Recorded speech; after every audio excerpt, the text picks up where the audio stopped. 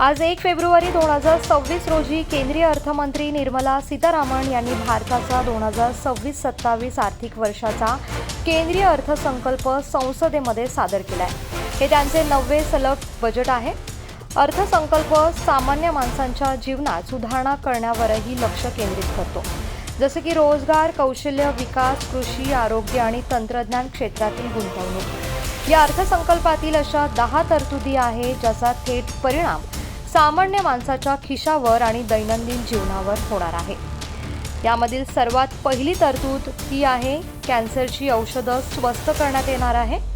कर्करोगाच्या उपचारासाठी लागणाऱ्या 17 महत्त्वाच्या औषधांवरील सीमा शुल्क पूर्णपणे माफ करण्यात आला आहे।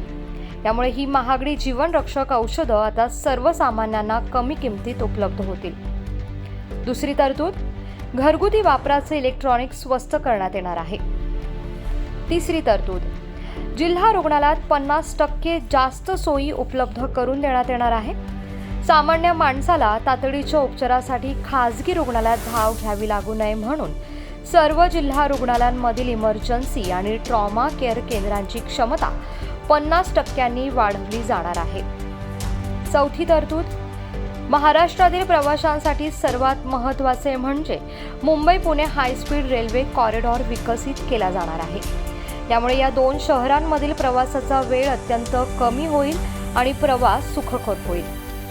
पाचवी तरतूद, सोसायट्यांमधील लिफ्ट आणि अग्निशमन यंत्रणा स्वस्त होणार आहे। बहुमजली इमारतींमध्ये वापरल्या जाणाऱ्या लिफ्ट आणि अग्निशमन उपकरणांच्या उत्पादनाला प्रोत्साहन देण्यासाठी नवीन योजना आणली जाणार आहे। त्यामुळे घरांच्या देखभालीचा खर्च आणि सुरक्षिततेच्या उपकरणांच्या किमती कमी होण्यास मदत होईल। सहावी तरतूद, CNG आणि स्वयंपाकाचा गॅस स्वस्त होण्यास मदत होणार आहे।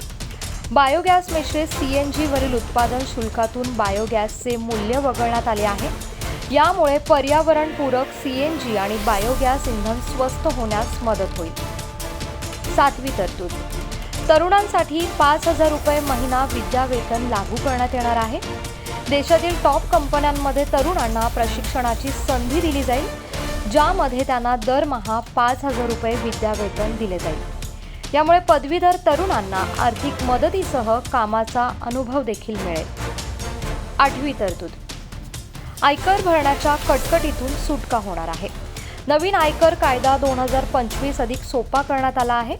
सर्व टॅक्स फॉर्म्स पुन्हा डिझाईन केले जातील, जेणेकरून एक सामान्य माणूस कोणाही तज्ज्ञाची मदत न घेता स्वतःचे इन्कम टॅक्स रिटर्न सहज भरू शकेल।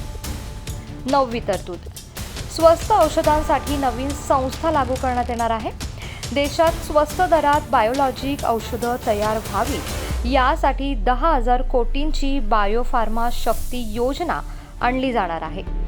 यामुळे भविष्यात गंभीर आजारांवरील औषधं निम्म्या किमतीत मिळू शकतील। शेवटची 10वी तरतूद, अपघात विमा भरपाई पूर्णपणे टॅक्स फ्री करण्यात येणार आहे। दुर्दैवाने मोटर अपघात झाल्यास मिळणाऱ्या विमा भरपाईच्या रकमेवर जे व्याज मिळते त्यावर आता कोणताही टॅक्स भरावा लागणार नाही।